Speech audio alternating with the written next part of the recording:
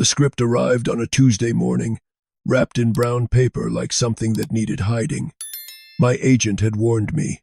He said the studio wanted someone else, someone younger, someone who would not ask questions.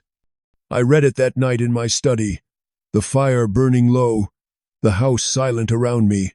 The character was an American diplomat, stationed in a fictional Middle Eastern country. The story placed him in squalid conditions, surrounded by hostility. The locals were drawn as ignorant and cruel, their faith depicted as a source of backwardness and violence. They spat at him in the marketplace. They refused him water.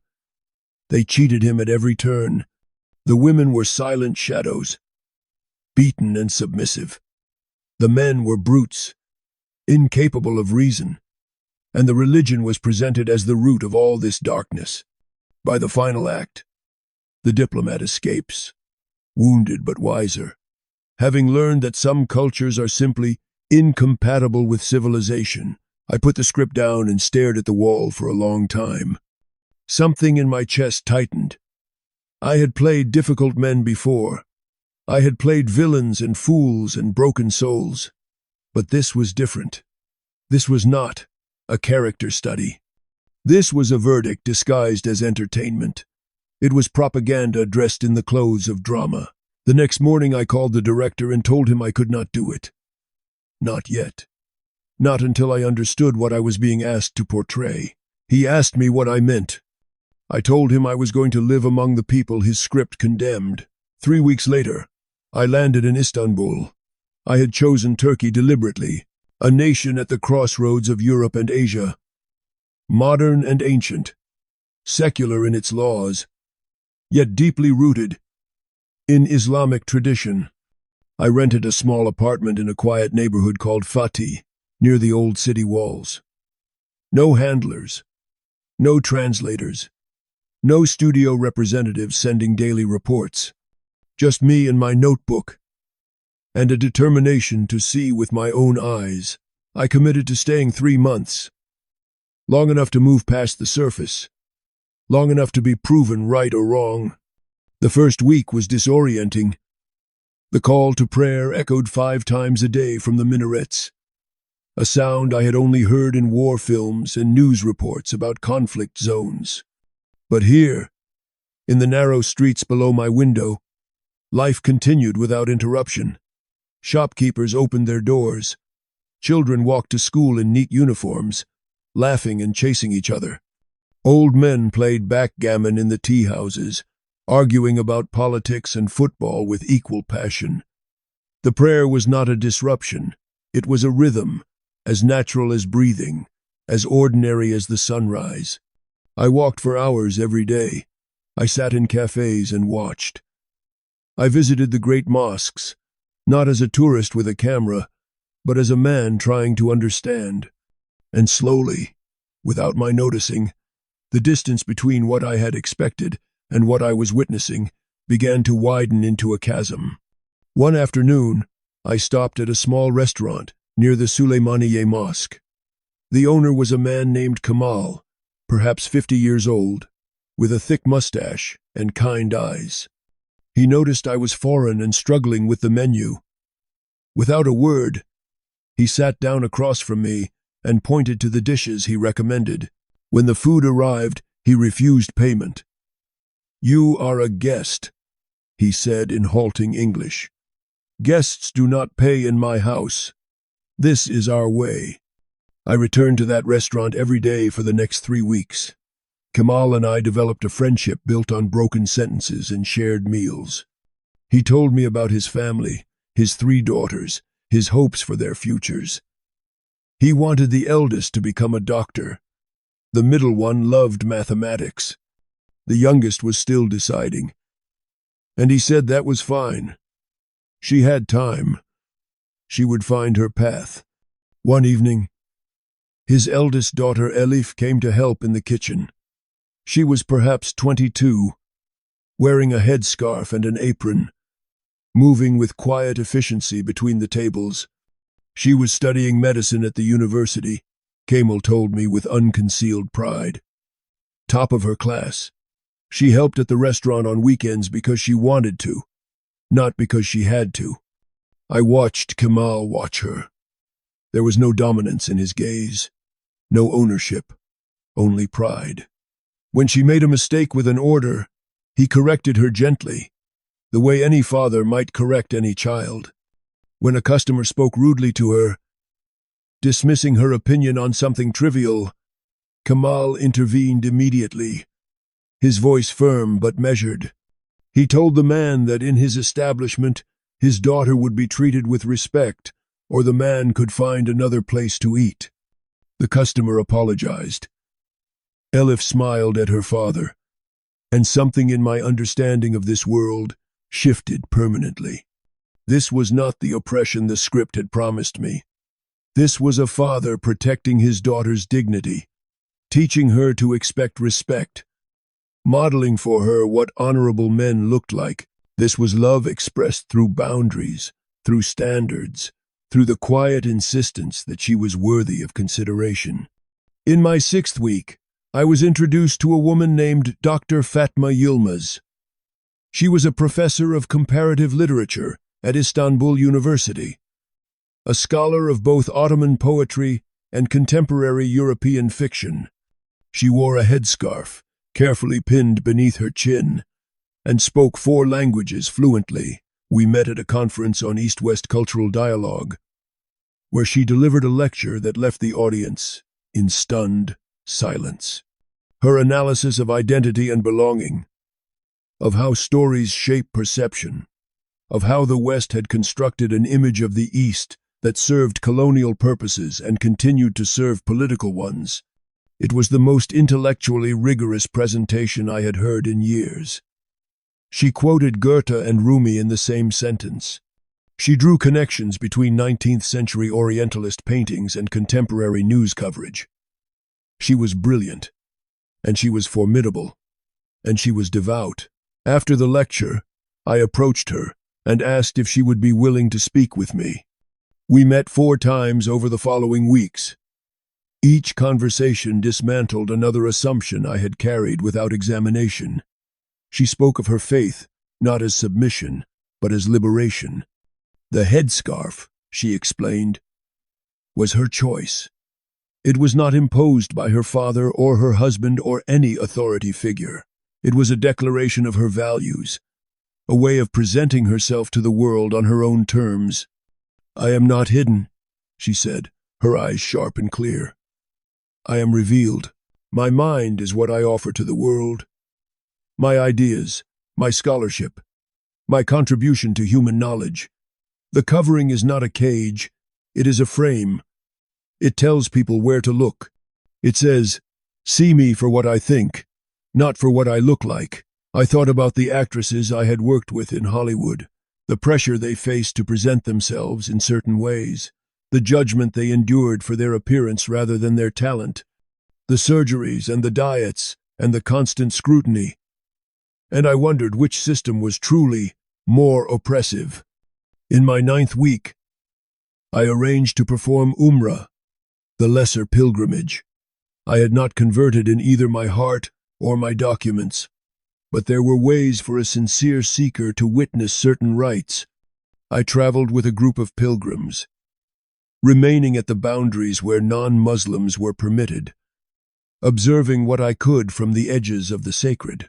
What I witnessed there undid me completely. There were pilgrims from every nation on earth, Indonesians and Nigerians, Turks and Pakistanis, Bosnians and Malaysians, Senegalese and Afghans, Arabs and Persians and Africans and Asians. They wore the same simple white garments, 2 pieces of unsewn cloth that erased every marker of wealth and status. They walked the same paths. They prayed the same prayers in the same language. A king walked beside a laborer. A professor walked beside a farmer. A man with nothing walked beside a man who had left everything behind. I stood on a hillside at sunset and watched them move towards something I could not see. Thousands of them, flowing like a river. Their differences dissolved in a shared purpose. Black and white and brown, rich and poor, educated and illiterate, powerful and forgotten. None of it mattered. All of it had been set aside. I had never witnessed anything like it. Not at any premiere, not at any political rally, not at any event that celebrated human achievement. This was equality made visible, not spoken about in speeches, not legislated by governments, not promised in manifestos, lived, practiced, embodied in the simple act of walking together toward prayer. When I returned to Los Angeles after 12 weeks abroad, I was a different man. Not converted, but fundamentally changed. I had seen something that the script on my desk had tried to erase, and I could not pretend otherwise. My silence would be complicity. My participation would be endorsement. I met with the director and the producer in a conference room at the studio. They were expecting enthusiasm. They were expecting notes and suggestions, and a discussion of shooting schedules and costume fittings. Instead, I placed the script on the table and told them I would not be part of this project. The silence that followed was heavy enough to suffocate. The director asked me to explain. I told him about Kemal and his daughter Elif. I told him about Dr. Fatma and her lecture on identity and representation. I told him about the pilgrims in white, walking as equals toward a faith that the script reduced to caricature and contempt. I told him that I had gone looking for the world his screenplay described, and I had not found it. What I had found was something else entirely. Something human, something complex, something worthy of respect rather than ridicule. The producer leaned forward. He told me I was being naive. He told me I had seen a curated version of reality, that the problems were real, that the script was based on research and consultants and experts. He told me that my reputation would suffer if I walked away from a major production over personal sentiment. He reminded me of my contract, of my obligations, of the money already spent.